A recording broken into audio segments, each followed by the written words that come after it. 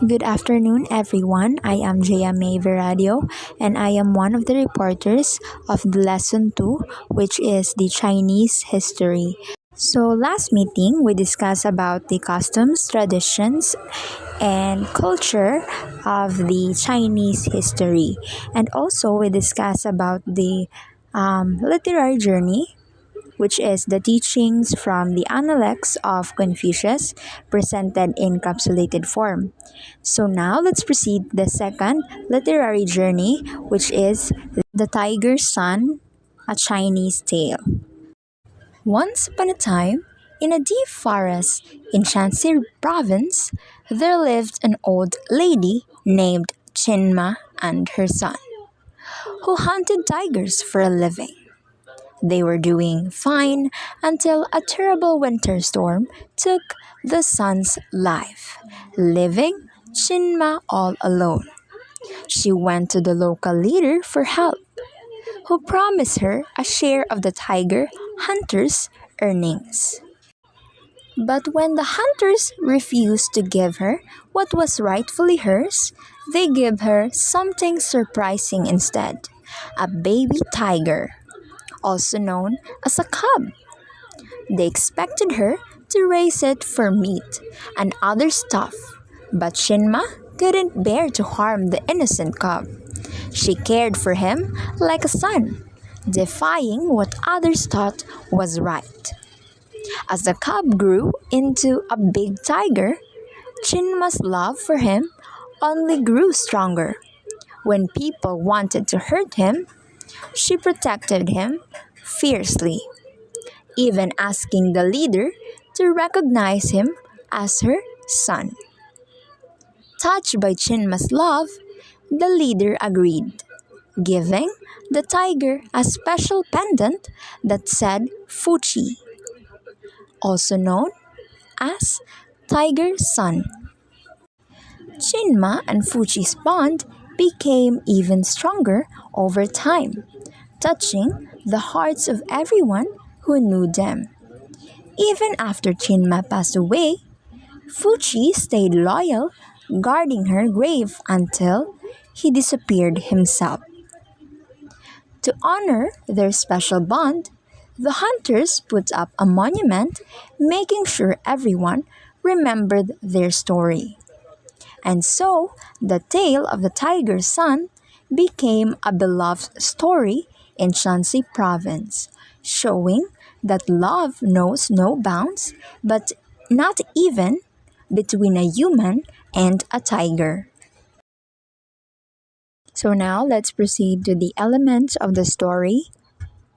So let's proceed to the setting of the tale. So the setting of the tale takes place in the Shanxi province of China, primarily in a forest wherein Chinma and her son live. So the characters of the tale are Chinma. She is elderly widow who adopts a tiger cub after her son's death. Chinma's son, tiger hunter, who is killed by a tigress during the winter storm. Magistrate grants Chinma a share of tiger hunt profits and later proves the adoption of the tiger cub. So the last character is the tiger cub, which is Fuchi, adopted by Chinma and raised as her son. So now let's proceed to the plot. So Chinma's son was killed by a tigress during a snowstorm, leaving her all alone. So the next one is the magistrate grants Chinma a share of tiger hunt profits, but hunters refuse to give it to her. So the third one, instead of compensation, hunters bring Chinma the tiger's cub, which she spares and adopts. Chinma raises the tiger cub, known as Fuchi, as her own son, facing opposition from hunters. And then Chinma officially adopts Fuchi with the magistrate's approval. Fuchi grows up and continues to care for Chinma, even guarding her tomb after her death. The last one, hunters erect a monument in honor of Chinma and Fuchi's story. So the last element of the story is the themes. So first is filial piety. Fuchi's loyalty and care for Chinma reflect traditional values of family and duty. So the second theme is compassion and empathy. Chinma's decision to spare and adopt the tiger cub demonstrates kindness and empathy towards animals.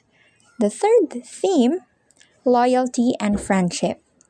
Fuchi's devotion to Chinma, even after her death, highlights the enduring bond between them. So the last one is legacy and remembrance. The story emphasizes the importance of honoring and remembering acts of kindness and devotion. So that's all for my report.